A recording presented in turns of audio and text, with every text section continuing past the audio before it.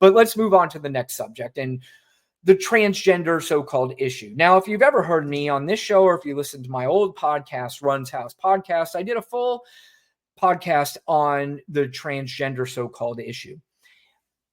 Never been an issue with me. And I think it is one of these things that the right has brilliantly taken and shoved down the throats of people, that this is a subject that the left needs so badly in their life, that if we take away anything transgender, or if we say anything bad about transgender, we're going to forget about everything else that's going on in this country. We're going to drop it, and we are focusing on these transgender people because that's what we care about first, or maybe even second or third.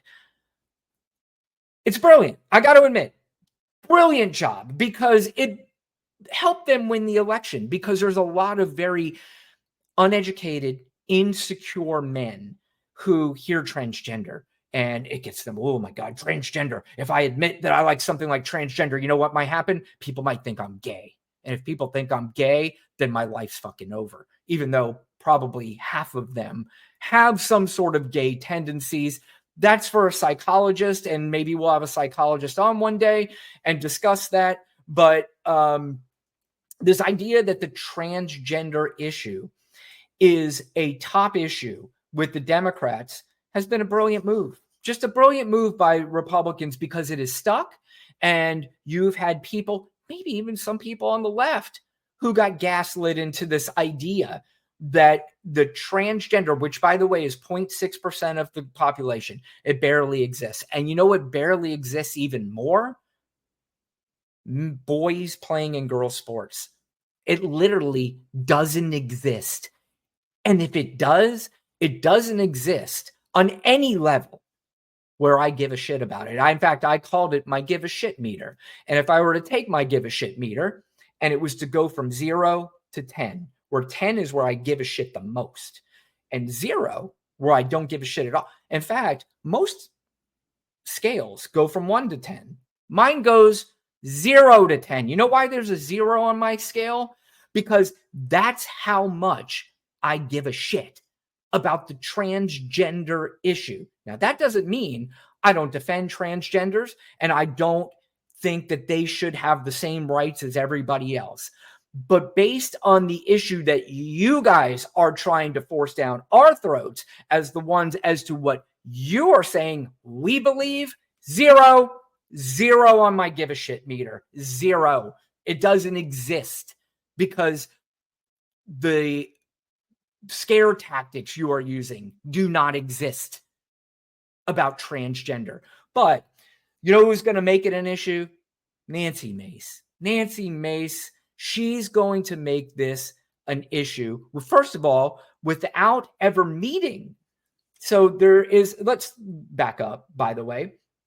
There was somebody that was elected to Congress, and her name is Sarah McBride. Sarah McBride used to be, I believe his name was Tim McBride, and now he identifies as a woman. I have no idea whether or not he made the full transition or not to a woman, but regardless, Sarah wants to be called Sarah, wants to be called a she. Again, you want to go back to the give a shit meter. And I wonder if everybody else has a give a shit meter and where this falls on your give a shit meter, and explain to me where it falls and why it falls on that number. So calling her Sarah and calling her is a 0 on my give a shit meter. Like, Sarah, you want me to call you her? You got it. No problem. I'm going to go to bed tonight. I'm going to wake up tomorrow the same exact person as if I called you she. Actually, I take that back. I'm not going to wake up the same person. I'm going to wake up a better person by calling her she and just acknowledging that that's what she wants to be and move on with my life. But for somebody that's going to go to bed and wake up the next day and go, nope, fuck that. I ain't doing that shit. That's a he.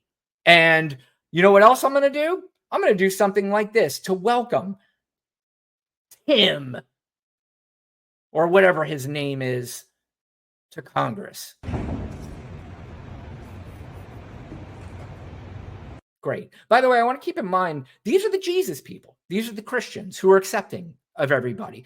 I'm not a Christian person. I'm not a religious person. From my understanding, Jesus is accepting of everybody, and everybody is God's children. That's at least my recollection of how just basically the gist of the Bible and Christianity is supposed to be. Now, I promise you, if you tell me I'm wrong, I'll back off, because I'm going to at least listen to what you have to say about it, and I'll do some research on it and see if you're right.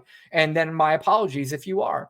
But that's how Nancy Mace decided that without ever meeting this person ever in her lifetime, this is how she's going to welcome them. Now, I want to ask anybody out there that has any kind of feelings. Johnny, who was in my comments, who told me he knows somebody that's transgender. Is this something you agree with? Do you agree with a bully tactic on somebody who, first of all, there was never one word, not one word of this woman winning her congressional seat and saying, I can't wait to go in there and use the women's bathroom. If they did and they were cocky about it prior to her doing this, full apologies. Because I'm going to say, then you just started something for nothing. And Nancy Mace is now feeling it necessary to respond to your loud mouth about what you're going to do and how you're going to do it and not give a shit. My understanding, though, is that Miss McBride did nothing of the sort. So the preemptive attack, if indeed it is the preemptive attack that it seems to be, anybody out there that voted for Donald Trump, is this a tactic that you find cool and necessary? Because if you say it's cool, again, I have to agree with it, because I have already acknowledged you guys are the cool guys now. You guys are the people who run shit, and you understand what's cool now. So if that's cool to you, please let me know. And let me know, too, if you go to church and you believe in Jesus. But here's Nancy Mace again, and this is her defense on her stance on whether or not Sarah McBride should be using the women's bathroom. And for a man, if someone with a penis is in the women's locker room, that's not okay. And I'm a victim of abuse myself. I'm a rape survivor. I have PTSD from the abuse I've suffered at the hands of a man.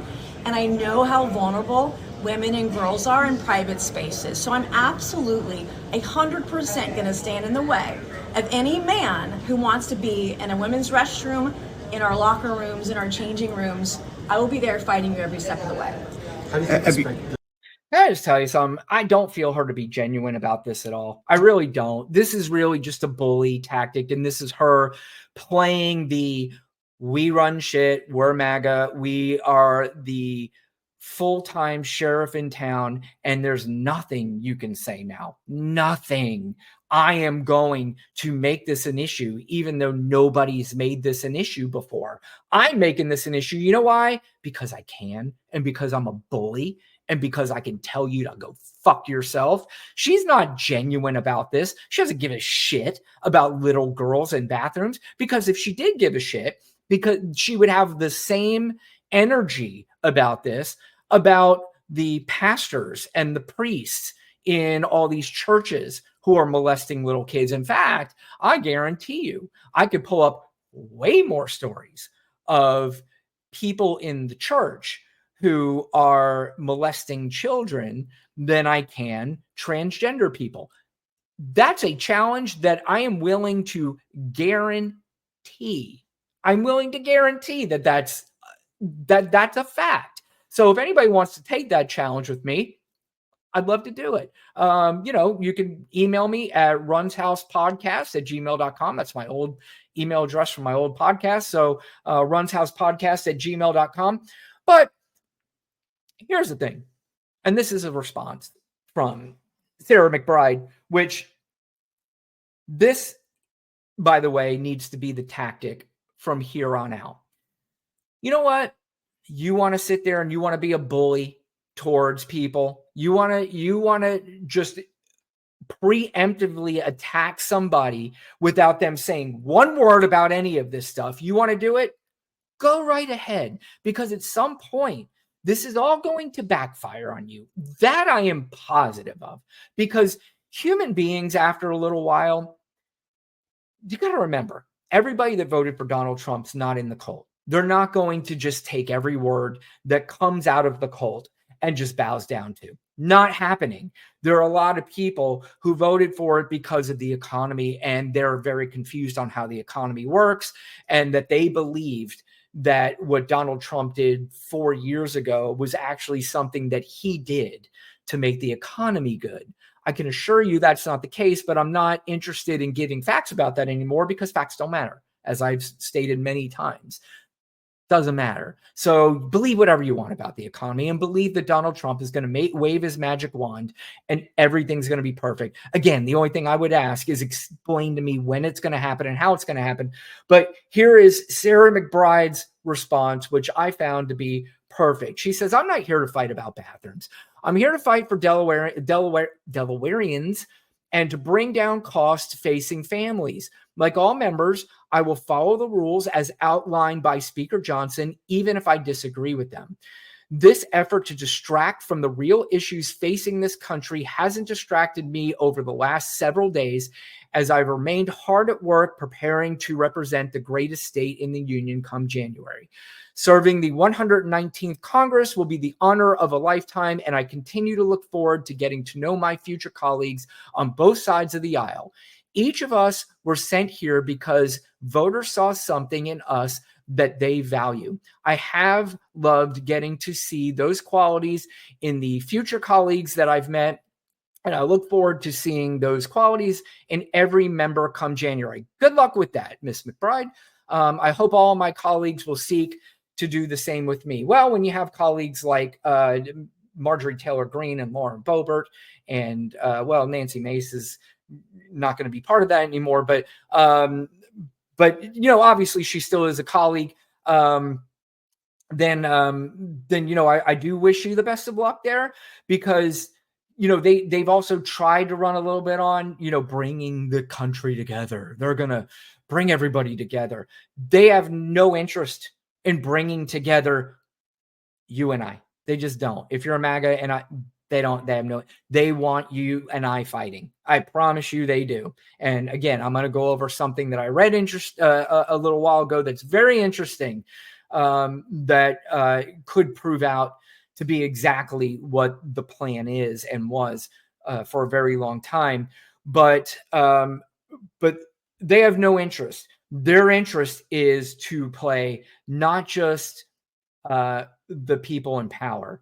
They are interested in playing the people in power and daring you to cross them, daring you. In fact, you see it now, not just with people in Congress. You're seeing it in the media. You see some of these interviewers. If you're on there and you even thought about mentioning Kamala Harris's name, much less vote for her, they will attack you with their questions. Do you feel like an idiot now? Do you feel stupid now? Do you feel... And again, it's Jerry Springer. These used to be reputable people, some of them reputable people. And now they have this chest out idea that they're going to put down anybody that you even thought about voting against Donald Trump. Oh, you have no idea what's in store for you, buddy. Right now, you're safe because Joe Biden's still in charge. But wait until January 20th. As soon as that day hits, all hell's breaking loose. You people too, fellow Americans, it's going to happen. But again, at some point, that's going to backfire because we've already been divided as a country. We've already had friends, families divided that may never talk to each other ever again. Very sad. And that's very possible. But there are still those who don't really have a grasp on everything that's going on. They just kind of look at everything through the periphery. And when you look at everything through the periphery, you don't have you don't have the solid foundation of which way I should go, which way I should believe. But what you also do is you have human instincts. And your human instincts say, that's right, that's not right. And those human instincts for the people who say, you know what? That's not right. Maybe I made a mistake. I have a feeling that may be coming to fruition. I'm going to get to the comments here in a minute, but I also want to play the response of the the House, the leader of the House for the Democrats, Hakeem Jeffries, had this to say about Nancy Mace and all the attacks and the so-called bathroom controversy, which this bathroom controversy is just so stupid. As Catherine Clark indicated, the notion that this incoming small House Republican conference majority is beginning to transition to the new Congress by bullying a member of Congress. This is what we're doing. This is the lesson that you've drawn from the election in November. This is your priority, that you want to bully a member of Congress as opposed to welcoming her to join this body so that all of us can work together. By the way, that's always ultimately the idea of government, to work together. As long as we continue to have this kind of government, it just isn't going to happen. When we keep electing some of the most unqualified people to ever be elected to people who make the laws in this country, specifically a Marjorie Taylor Greene and specifically a Lauren Boebert, this is what we're going to have, because they're in there not to make laws. They're in there to troll. They're in there to troll the libtards. That's what they're there to do. That's my assessment of it. I know anybody in here that's MAGA, they might completely disagree, which again, it's fine. It is what it is, but let's finish up. To get things done and deliver real results for the American people, I think it causes you to have to ask the question, what was all the rhetoric about over the last several months? Right. On the campaign trail? Did you lie to the American people? Are you really focused on solving problems for the American people? Are you really focused on lowering costs, addressing the high cost of living? Are you really focused on housing prices? Apparently not. Are you really focused on grocery prices? Apparently not. Are you focused, as Republicans, on building a healthy economy? Apparently you are not. Okay, so you get the point there, and he's right. I mean, when you are elected to Congress and you're coming in, and the new Congress is coming in, even if you're part of the old Congress and you have a new president coming in, the first order of business is supposedly to be taking care of the things of why people voted the most. And if you go and look at any research on why people voted, transgender issues barely makes the cut. Truly does. I mean, it really doesn't even make the cut. But this right now is in the news. This is what we're talking about. We're talking about one person who's transgender, who's coming into Congress and talking about they can't use our bathroom when, first of all, nobody even mentioned anything about using a bathroom. Wasn't even talked about. But that's what they're focusing on. Now, if you want me to take you seriously, then I want to hear you say, we're going to do things to help housing costs. We're going to do things to help anything that people voted for, even though, again, I don't want to get into the facts of this, even though presidents don't walk in and say, this is what the price of eggs need to be, and if you don't do it, you're in big trouble. How it works. But that's why people voted, because eggs are going to be cheaper with Donald Trump. So I want you to come in and explain to me how eggs are going to be cheaper. As I said earlier, I want you to tell me why things are going to be better, why Americans voted for you, because they feel now that things are going to be better. I have a bad feeling there's going to be a really, really, really hard smack in the face for a lot of Americans, including myself, although I see the smack coming. But we'll see. And I'm not rooting against it. I'm not rooting for a bad economy. Jesus, bad economy. You'll be seeing me. I might be having to do this podcast from somebody else's home or on the streets. Who knows?